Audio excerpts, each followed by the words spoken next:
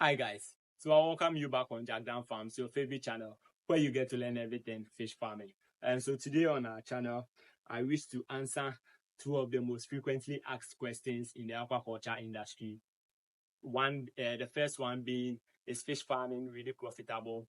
And then the second one being, can you really make money out of fish farming without having a farm?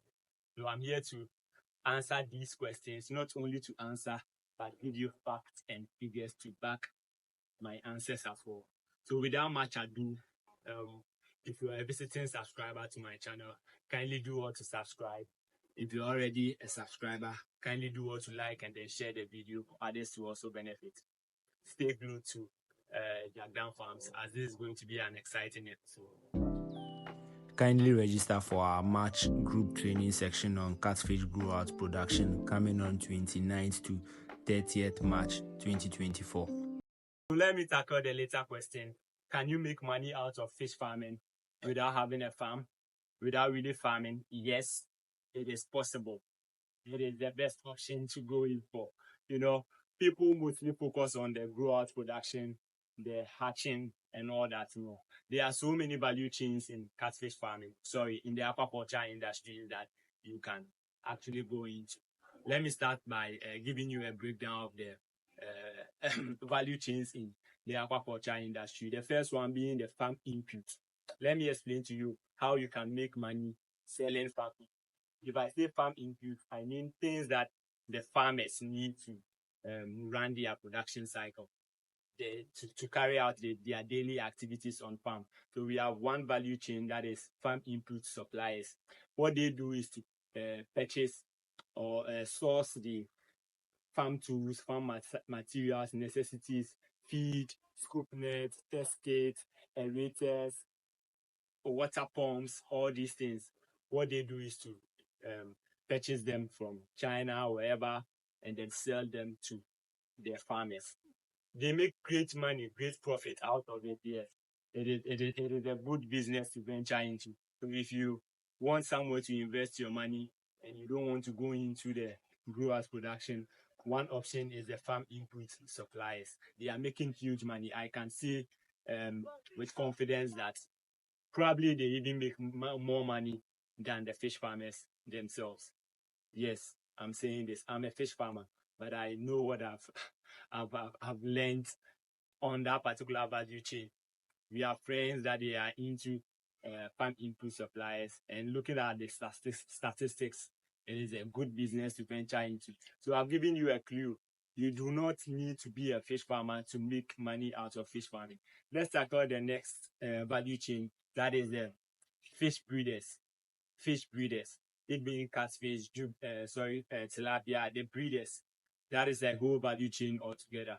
If you don't have the time, do not venture into these two value chains: fish breeding, and then grow out production. Fish breeding being those who breed the fingerlings, those who hatch the fingerlings and then the juveniles and then sell them to the grow out production. The grow out production being those who buy the fingerlings from the hatchers and then grow them to table size, smoking size fish and then sell them off. So these are two value chains: grow out production and then catfish or fish breeding. They are two value chains, but these are the most complicated value chains in the aquaculture industries. If you don't have time, or if you don't have the trusted personnel to run your daily activities on your farm, do not venture into these two value chains. They are difficult and requires more attention, because the little mistake you do. Let me just give you a quick example. Someone who supplies farm input, if he purchases farm input from wherever, China, brings it, aerator can last for more than 5 years at his farm, at his store. If you don't patronize him, the aerators are still there and they even increase in value. But if you are a fish farmer, if you're a grow-out production farmer or a breeder, and you don't even have the market to sell off your stock, the possibility that you losing some of the fishes are very high. And you keep on investing, feeding them daily activities before you get the buyer to probably buy off your stock. So what I'm saying is that I don't want to lose concentration here, but all what I'm saying is that you can make money out of fish farming without having a farm. And if you don't have the time or the right personnel, do not venture into the grow out production and then the hatching. These are the most difficult value chain in the aquaculture. I'm not saying they are impossible for you to succeed in. With the right mentorship, the right training, you can succeed in these two value chains. All what I'm saying is that if you don't have the time or the right personnel to see to the daily activities on the farm, do not venture into it. Probably I'll make another video explaining into details why I'm saying this. But let's move on to the next value chain. After the farm input suppliers, the breeders, the growers, production farms, the next value chain on the line is the marketers or the marketers. Those who market our farm produce. After the growers, production farmer produces the matured fish, those who patronize, those who market it, market it. We have marketers who do not really have a farm. All they do is to move from farm to farm, check the number of stocks you have, take some pictures, and then advertise your product for you. He finds the buyer, bring the buyer at a commission.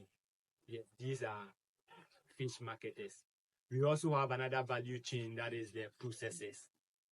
Those who buy the matured fish, either the table size or the smoking size, and process them into products like sausage, fillets, all these things.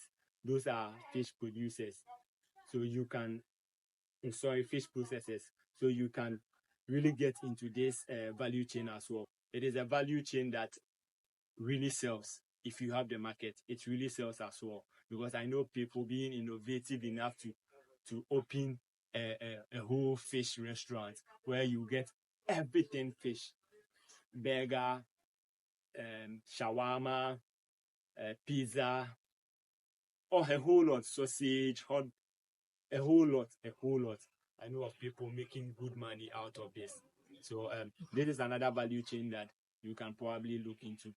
So I've made mention of 5 value chains. That is the farm input suppliers, the breeders, the grow-out production farmers, the processors, the marketers, and also the last but not the least, the consumers. Those who patronize, who buys the fishes from the grow-out production farms and then consume them domestically or commercially. So yes, this is another value chain that you can also venture into.